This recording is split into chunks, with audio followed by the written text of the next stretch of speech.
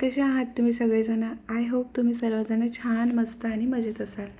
तर इथे बघा फ्रेंड्स, आज ना रविवार म्हटलं की एक्स्ट्राचे कामं आलेच आले आणि त्यात लागला उन्हाळा. आणि उन्हाळ्यामध्ये आपलं जे वाळवण वगैरे असते ते तर खूपच जास्त चालू होते. तर त्यातलाच एक प्रकार, मी आज ना यांना सुट्टी आहे तर म्हटलं वड्या करून घ्यावं वर्षभरासाठी. कारण की आपल्याला उन्हाळा लागला की काहीतरी करून घ्यावंसं वाटते. विकत तर सर्वच भेटते, पण जे हाताने करतो ना त्याची चव जरा काही वेगळीच असते. तर इथे बघा, वड्याचं पीठ जे मळवलं होतं मी भिजवून घेतलं, वड्याची डाळ काढून घेतली. त्याच्यामधलाच ना 1-2 चम्मच मी डाळी ठेवली आणि तीच डाळ मस्त मिक्सरमध्ये ग्राइंड करून घेतली. याचा मी छोटा व्हिडिओसुद्धा केलेला आहे. तर बघा, याच्यामध्ये काहीही नाही, फक्त मिरची, अद्रक नाही, लसूण आणि जिरं, तिखट, मीठ टाकून घेतली आणि मस्तपैकी मिक्सरमध्ये ग्राइंड करून घेतली. तर हा मस्त नाश्ता झालेला आहे आमचा.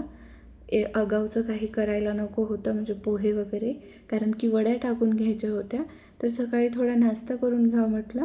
मग त्याच्यातलंच मला आयडिया सुचली. मग मुगाच्या डाळीचा मी डोसा करून घेतला. एवढा छान टेस्टी आणि मेन म्हणजे हा हेल्दीसुद्धा खूप आहे. लहान लेकरं तर आवडीने खातात, सोबतच मोठे माणसंसुद्धा. तर वेळेवर झालेला प्लॅन. तर मग म्हटलं याच्यासोबत काय खायचं, तर मग मी घेतलं होतं सॉस आणि डोसा खूप भारी लागत होता. वरता आली आणि मग ह्या ज्या वड्या आहेत त्या आम्ही टाकून घेतलेल्या होत्या आणि प्रिशासुद्धा आमच्यासोबत होती. ती खेळत होती. ती उठली आणि ब्रश वगैरे केली, थोडा नाश्ता केला आणि मग लगेच आम्ही वरती आलो. तर वड्यासुद्धा ना भरपूर साऱ्या टाकायच्या होत्या. वर्षभराच्या म्हटल्या तर जरा जास्त प्रमाणातच असते वड्या वगैरे.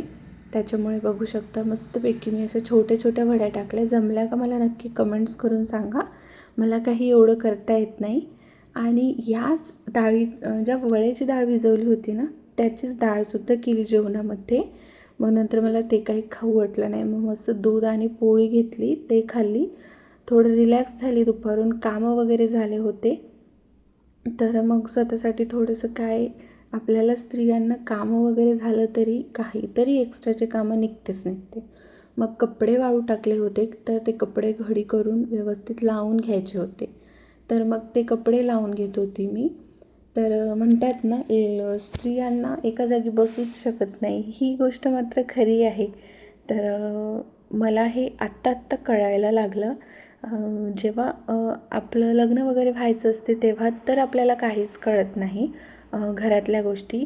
हे सगळं काही लग्न झाल्यानंतर आणि एक लेकरू झाल्यानंतर जास्त कळायला लागतं.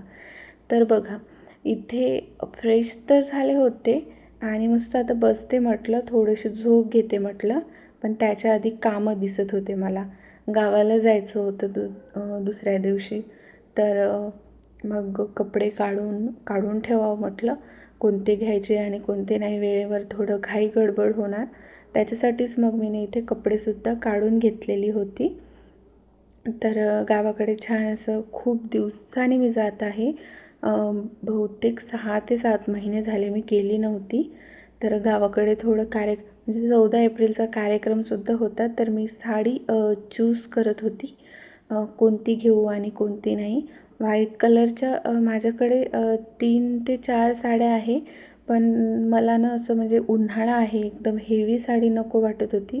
त्याच्यामुळे मग मी सिंपल अशी काढली आणि ही सुद्धा ना साडी मला खूप आवडते.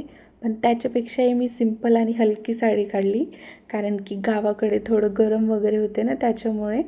आणि ही साडी ना मी केरळला गेलो होतो ना तेव्हा घेतली होती. तर ते माहिती आहे का तुम्हाला, तिरुवनंतपुरमला मंदिर आहे.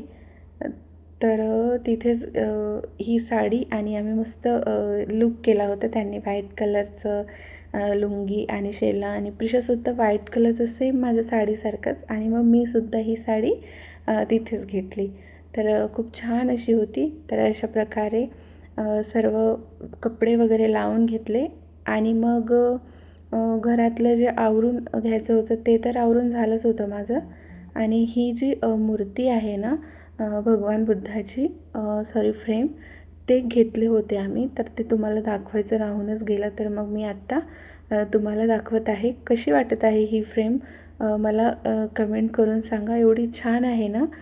या फ्रेमकडे बघल्याने एवढं मन प्रसन्न वाटते. आणि आम्हाला भरपूर दिवसाची अशी फ्रेम बनवून घ्यायची होती, तर ते सुद्धा घेतलं. आणि मग जेवणामध्ये असं काही केलं होतं.